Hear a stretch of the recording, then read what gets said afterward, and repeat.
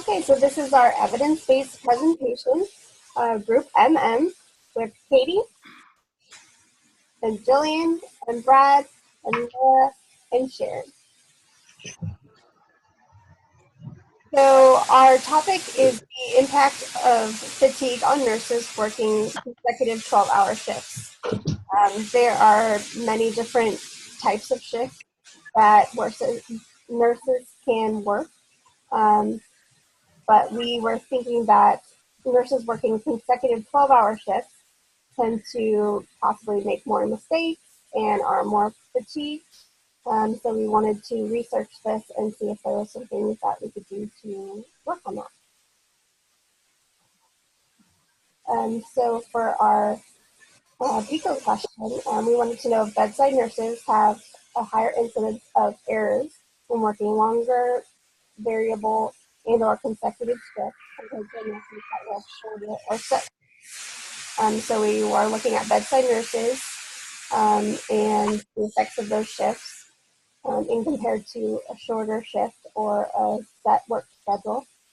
And our stakeholders that we identified are staff nurses in the care team, patients, the nurse and hospital management team, and the general population.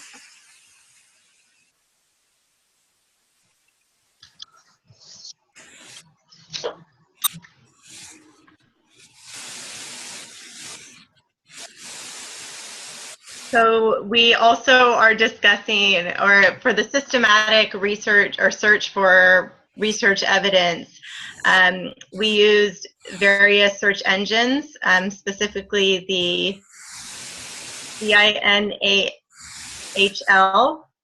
PubMed, and Google Scholar.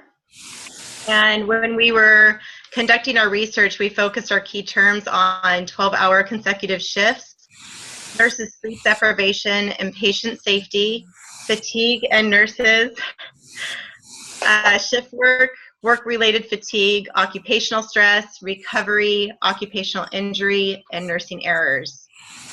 We did focus our research on finding full-text English articles. We wanted to make sure that in the evidence-based practice research, we focused on finding clinical studies, trying to find meta-analysis, integrated literature reviews, and existing evidence-based practice guidelines. For our inclusion criteria, we wanted to make sure that we included hospital staff nurses, including 12-hour and consecutive shifts worked, the impact of nursing fatigue on nurses and patients, as well as hospitals. Nurses were the studies, were published within the last 10 years, and the most recent studies were preferred. Exclusion, we decided not to include those studies that centered on nurses who worked just the 8-hour shifts, clinic nurses, non-consecutive 12-hour shifts, and those studies with low quality of evidence and or research design. In the grading the evidence, so on the next slide, we were focusing on the scale that was used to determine the pyramid of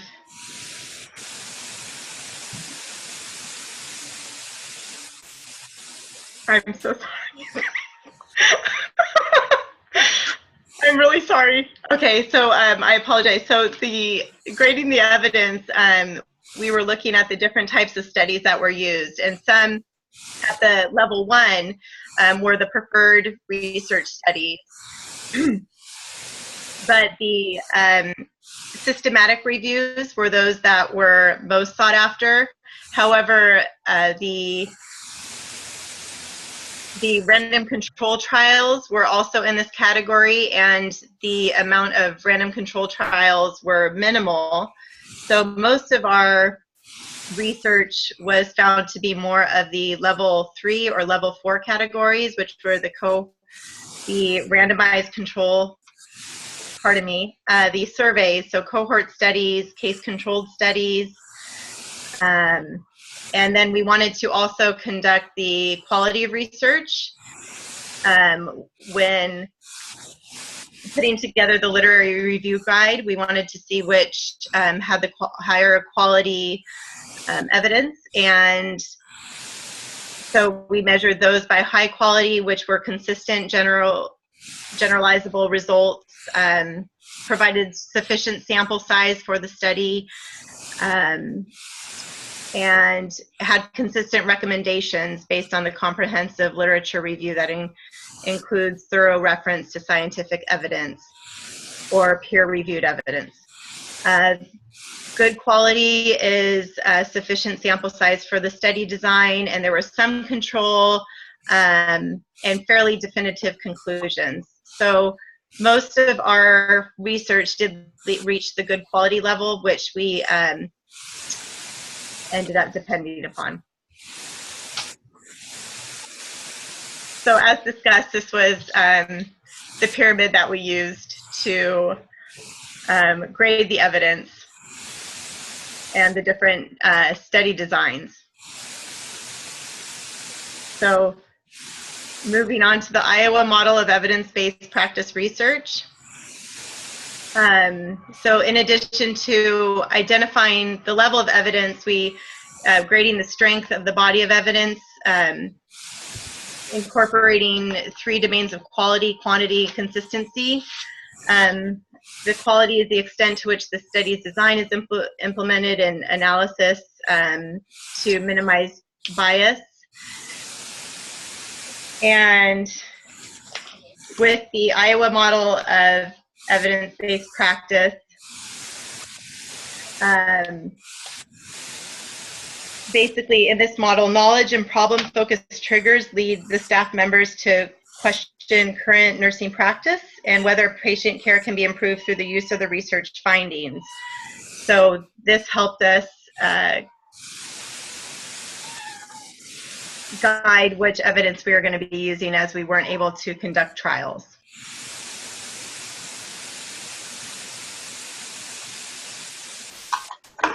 Okay. So Jillian, the synthesis of the research, I think. So the synthesis of the research, we took all of the studies and we summarized everything here. Everything that we decided to use as our research, as Laura said, was all evidence-based, and it was a good level of research. It had enough participants in the study, and it had good quality studies. So in here, we simply went through and listed all of the studies that we found, and everything was very current. Everything that we found was from 2012 up through 2014. And the summary of most of the work that we found was that when nurses were working 12-hour shifts, and actually beyond 12-hour shifts, they started to have additional errors, nursing errors. And when nurses were working consecutive shifts, they found that the time between shifts, there was not time between shifts for nurses, and therefore it was causing sleep deprivation, which was compounding working the 12-hour shifts. So there weren't enough studies to show how many shifts were too many, but we did show that consecutive working shifts that were 12 hours actually caused more sleep deprivation, which then caused more problems in nursing. And so we just took each study and summarized what all of the studies covered and what their results were here. Recommendations. In 2011, the Georgia Nursing Association issued a statement encouraging employees to offer a variety of shifts to accommodate nurses who are unable to work 12-hour shifts and offer appropriate break times. 2008, the Washington State Nurse Association released a white papers addressing the association between nurse schedules and FEDGO, and recommended individual nurse, employers, nursing educators, and researchers participated in implementation to protect the nurse workforce and improve patient outcome. Reaching 2011 writes optimal care to patients while keeping nurse healthy and satisfied.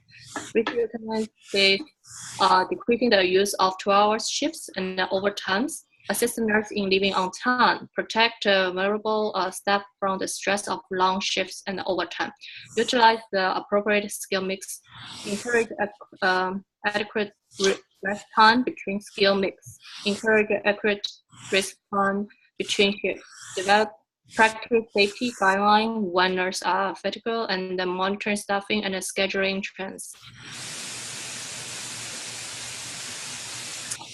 Couple guidelines, set up for 12 hours working schedule. Avoid more than 12 hours, consecutive hours during a 24-hour period.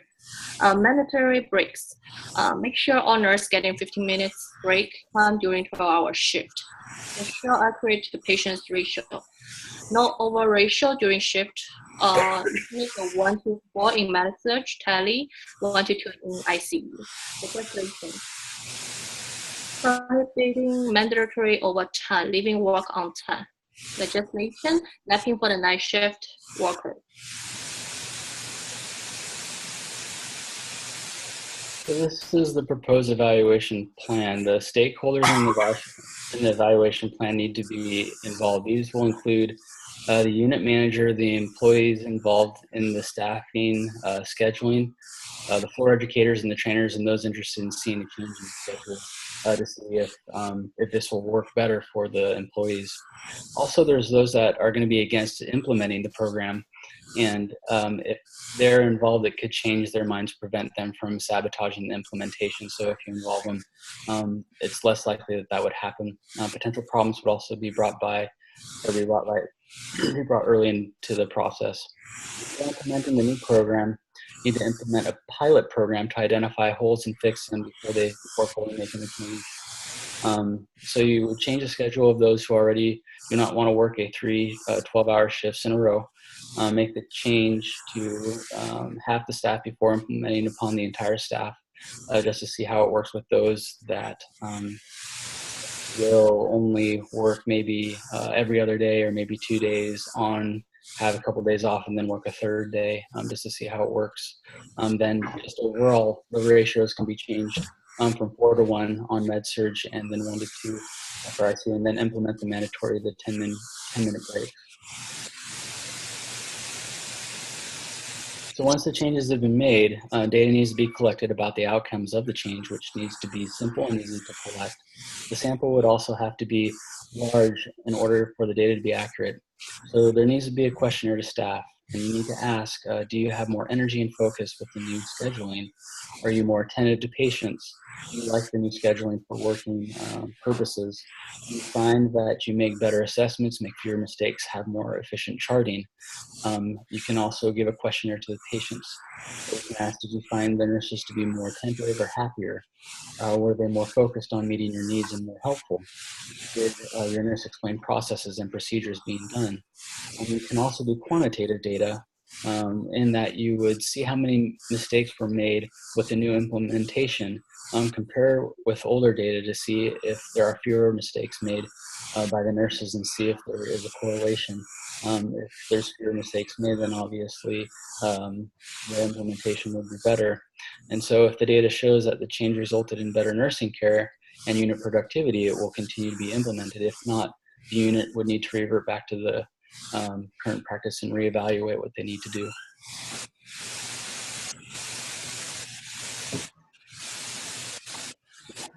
So on the appendices, we devised a